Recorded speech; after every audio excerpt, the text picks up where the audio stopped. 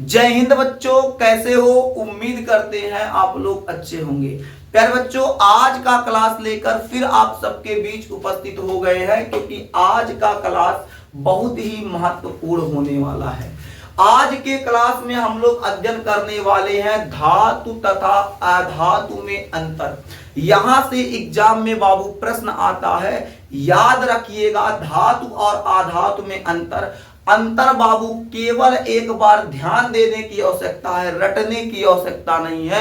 अगर आप धातु और अधातु अच्छे से पढ़ लिए हैं तो हम आपसे इतना वादा करते हैं कि आपको इसके अंतर में कोई समस्या नहीं आएगा। यदि आप लोग धातु अधातु का क्लास अभी तक नहीं देखे हैं तो जल्दी जाइए चैनल के प्लेलिस्ट में, वहां से आप क्लास पहले देख लीजिएगा। अगर आप वो दोनों क्लास देख लेते हैं तो धातु अधातु बाबू केवल एक बार इसी वीडियो को ऐसे देख लीजिएगा। देखने के बाद बाबू आपको याद भी नहीं करना पड़ेगा, अंतर ऐसे चुटकी बजा के याद हो जाएगा। अगर बात करें धातु अधातु में अंतर की, तो अंतर क्या होता? अंतर मतलब डिफरेंस। दोनों में क्या है? दोनों जो है, जैसे धातु जो है अधातु जो है, दोनों में क्या है? फर्क क्या है? जो धातु होता है अधातु होता है, दोनों में फर्क क्या है उसको हम लोग जानेंगे। तो सबसे पहला काम कीजिए, हेडिंग कर लीजिए धातु तथा अधातु में अंतर। हेडिंग क्या करेंगे? धातु तथा अधातु, धातु तथा अधातु में अंतर।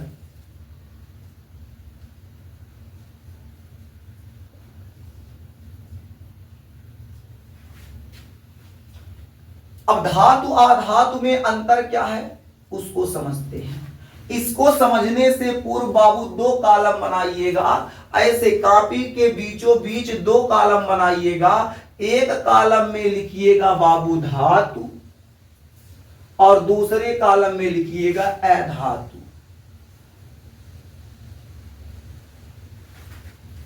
अब धातु क्या होता है? जब आपको धातु पढ़ाया जा रहा था वहां बताया गया था धातु जो होता है विद्युत तथा उष्मा का सुचालक होता है। बोलिए मेरे देश के नौजवान, क्या बताया गया था? बताया गया था ना। तो धातु क्या होता है? विद्युत और उष्मा का सुचालक होता है। धातु क्या हो जाएगा? विद्युत, या लिख सकते हैं ए विद्युत तथा उष्मा का, विद्युत तथा उष्मा का सुचालक होता है। ए विद्युत तथा उष्मा का सुचालक होता है। अब बताइए मेरे देश के नौजवान, तो आधातु क्या होगा? आप कहेंगे सर जी जब इस सुचालक होगा तो ये कुचालक हो जाएगा, यानी लिख सकते हैं क्या? ए विद्युत तथा उष्मा के, ए विद्युत तथा उष्मा के कुचालक होते हैं। ये विद्युत तथा उष्मा के कुचालक होते हैं।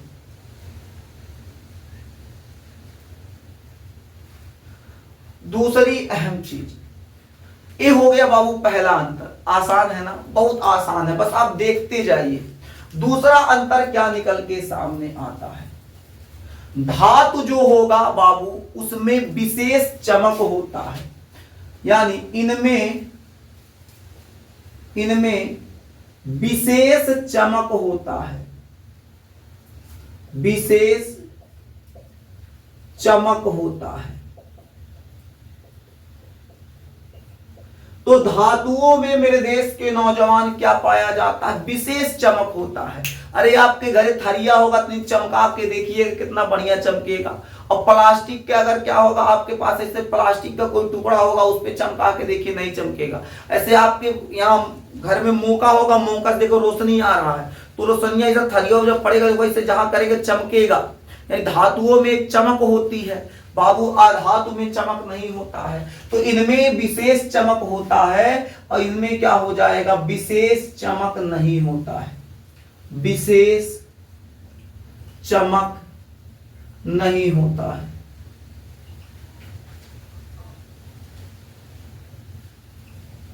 लेकिन आधातु में अपवाद के रूप में बाबू कुछ बताए थे, हीरा और ग्रेफाइट।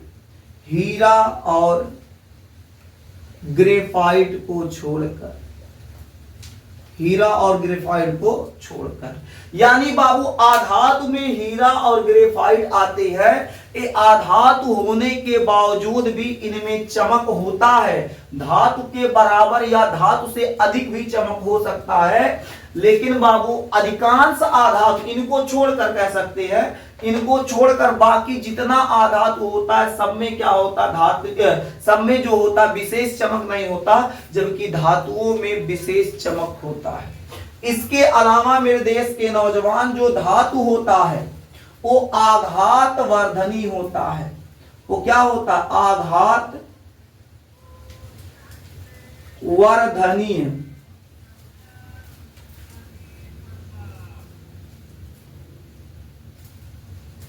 जो धातुएं होती हैं, या लिख सकते ए आघात वर्धनी होते हैं, ए आघात वर्धनी होते हैं। ये क्या होते हैं, ए आघात वर्धनी होते हैं, ए आघात वर्धनी होंगे। इसमें देखेंगे बाबू ये क्या हो जाएगा, ए आघात वर्धनी नहीं होता है, ए आघात वर्धनीय नहीं होता है। अब कहेंगे सर आघात वर्धनी का मतलब क्या, तो आघात वर्धनी का मतलब बाबू जो धातु होगा जब उस पे आप चोट देंगे, उसको पीटेंगे तो फैलेगा, टूटेगा नहीं। जबकि जो अधातु होगा जब उस पे चोट मारेंगे तो टूट जाएगा और फैलेगा नहीं। जैसे धातु के रूप में बाबू आप देंगे लोहा, लोहा देखेंगे आप, लोहा देखेंगे तो जो लोहा देखेंगे वहां आप लोहार के यहाँ जाइए, देखो उसको पीट पीट के उसको एक आकार दे देता है। आधातु में आपका आ जाएगा कांच, कांच के तो नहीं पीट के देखो तो एक बार में टूट जाएगा। तो मेरे देश के नौजवान उम्मीद करते हैं आप इतना समझ गए होंगे। अगले अंतर पे अगर हम लोग बात करें तो जो धातु होगा बाबू वो तन्य होगा, या लिख सकते हैं ए तन्य होते हैं। अब ये क्या हो जाएगा, ए तन्य नहीं होते हैं, ए तन्य नहीं होते हैं, ये पूरा आप लिख लीजिएगा। यानी जो धातु होगा वो तन्य होगा। तन्य का मतलब बाबू उसमें धागा ऐसे खींचेंगे तो लंबा धागा निकलेगा, उसको गर्म करके धागा खींचा जाएगा तो लंबा धागा निकलेगा।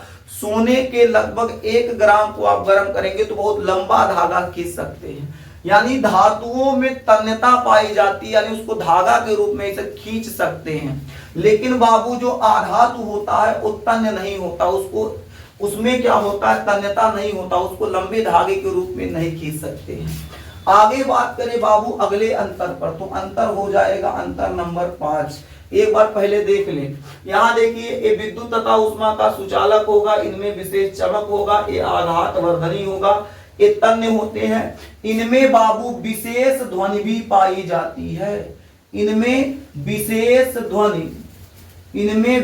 ध्वनि पाई जाएगी। इनमें बाबू विशेष ध्वनि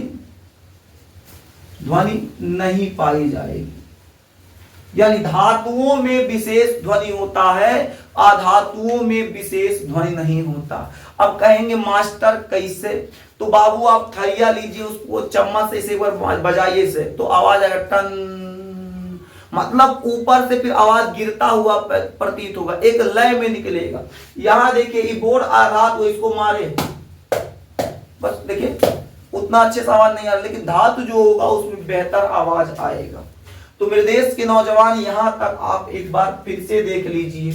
जो धातु होगा ये विद्युत तथा उष्मा का सुचालक होगा, आधातु बाबू उष्मा का कुचालक हो जाएगा, विद्युत का कुचालक हो जाएगा।